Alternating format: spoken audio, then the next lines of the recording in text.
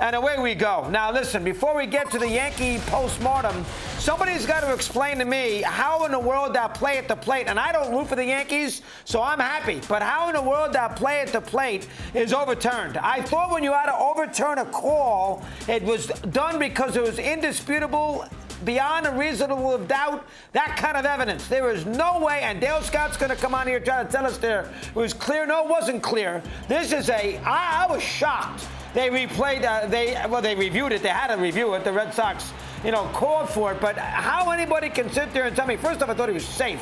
How anybody can tell me that IKF was out on this, I have no, I don't understand it. The obstruction thing is gray area. You can never figure that out anyway. With catchers at the plate, it's so erratic and it's so inconsistent. But, as far as the play is concerned, with dirt all over the place, I saw it 5,000 times. You cannot tell me without a reasonable doubt that there's no question about it that IKF was out.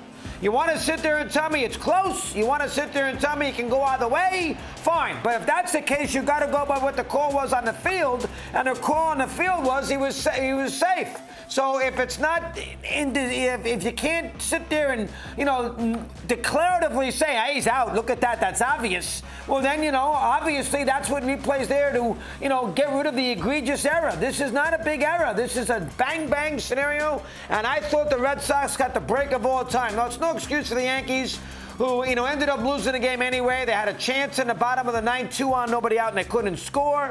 With Judge in the middle of the lineup up. The Yankees are a mess. We'll get to them here momentarily. But that was a very dubious situation. And again, the blocking of the plate, if you could figure out how they're going to be consistent with that, you're better than me. I can never get it right.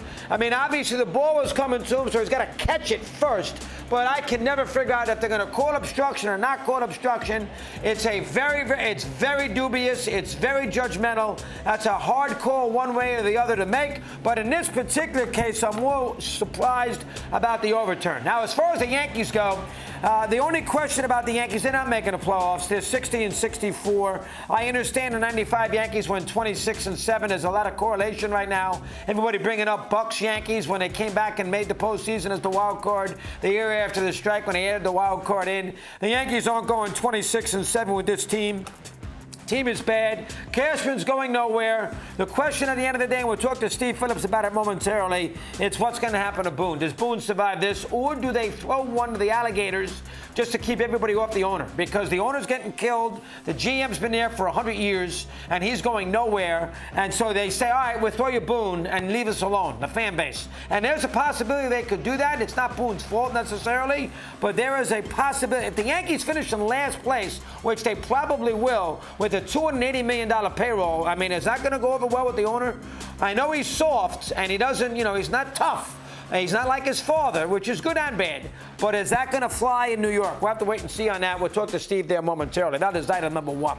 Item number two, how about Seattle? That's a tremendous job by the Mariners. First off, Rodriguez went crazy. It's 17 hits in 4 days. We understand that. They walked into Houston, which usually, this year notwithstanding, they played well there, but in the past had a lot of trouble with the Astros. Obviously swept last year in the postseason.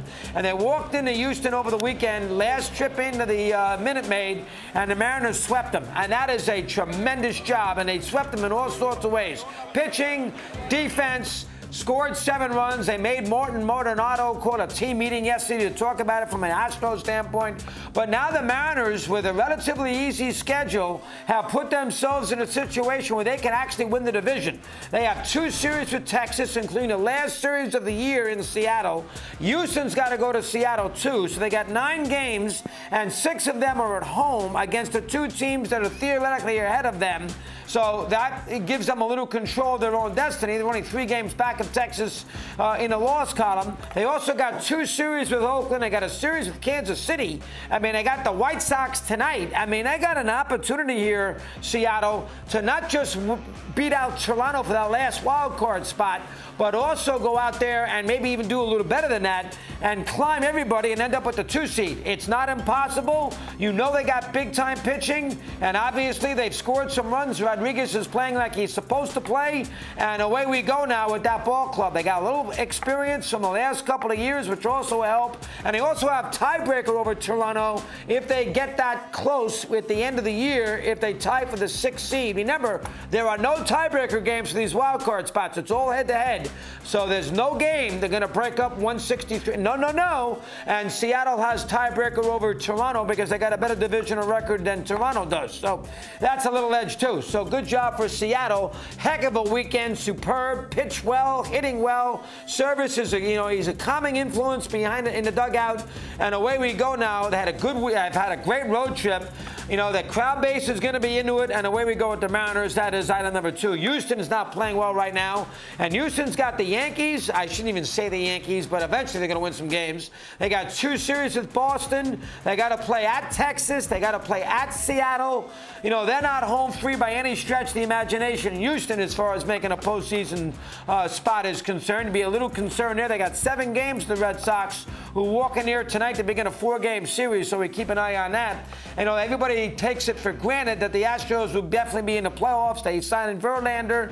They've been a great run organization, but this weekend getting swept raises an eyebrow at the very least. So we keep an eye on what Houston is. Toronto, of course, beat the Reds 2 out of 3.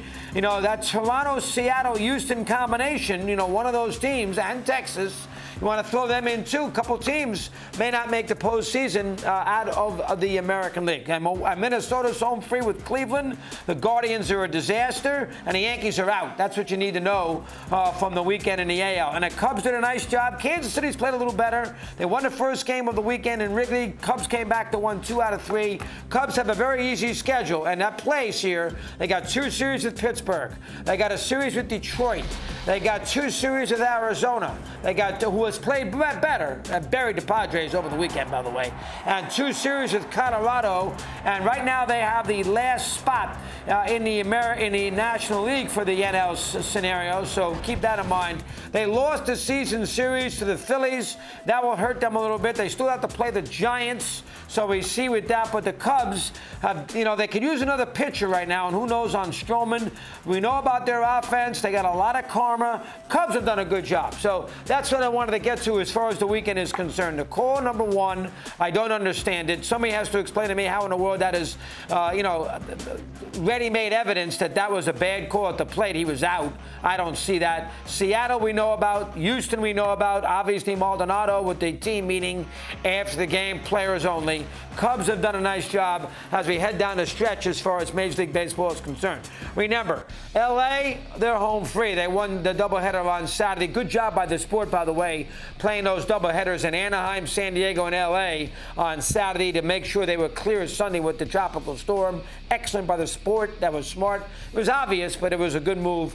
But the Dodgers are gone. Atlanta is gone. Minnesota is now gone. Baltimore and Tampa are gone. There's not a lot of, it's going to be these wild card spots. And now maybe Seattle has put a little juice in this Texas-Houston thing in the AL West, which would be interesting. We'll keep an eye on that as we move it along. And don't forget the 2 seed is in play there and the bye out of the wild card because Minnesota is going to end up as the 3 seed, and the winner of that division will get a bye. So keep that in mind, too.